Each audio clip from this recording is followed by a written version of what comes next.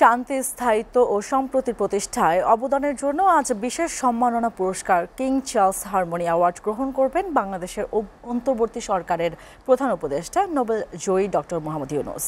বৃহস্পতিবার লন্ডনের Saint James প্যালেসে হবে এই আনুষ্ঠানিকতা। এছাড়া শুক্রবার বিএনপির ভারপ্রাপ্ত চেয়ারম্যান তারেক রহমানের সাথে প্রধান উপদেষ্টার বৈঠকের কথা রয়েছে।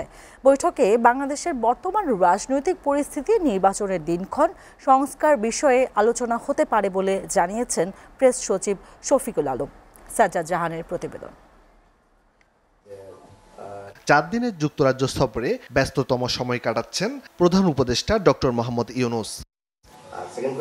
বুধবার কমনওয়েলথের মহাসচিব শার্লি আয়রকরের সাথে বৈঠকের পর যুক্তরাজ্যের জাতীয় নিরাপত্তা উপদেষ্টা জোনাথন পাওয়েলের সঙ্গে বৈঠক করেন প্রধান উপদেষ্টা ডক্টর মোহাম্মদ ইউনূস। ওয়ালটন আবারো মিলিয়নিয়ার অফারে ওয়ালটন ফ্রিজ কিনে আপনিও হয়ে যেতে পারেন মিলিয়নিয়ার। বৈঠকে আঞ্চলিক ও বৈশ্বিক নিরাপত্তা পরিস্থিতি, ভূরাজনীতি ও জলবায়ু পরিবর্তনের চ্যালেঞ্জ নিয়ে আলোচনা হয়।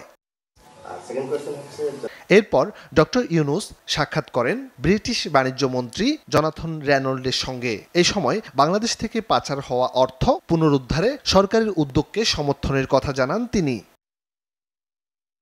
লন্ডনের সেন্ট জেমস প্যালেসে আজ প্রধান উপদেষ্টা ডক্টর ইউনূসকে শান্তি, স্থায়িত্ব ও সম্প্রীতি প্রতিষ্ঠায় বিশেষ সম্মাননা পুরস্কার কিং চার্লস হারমোনি অ্যাওয়ার্ড প্রদান করা হবে।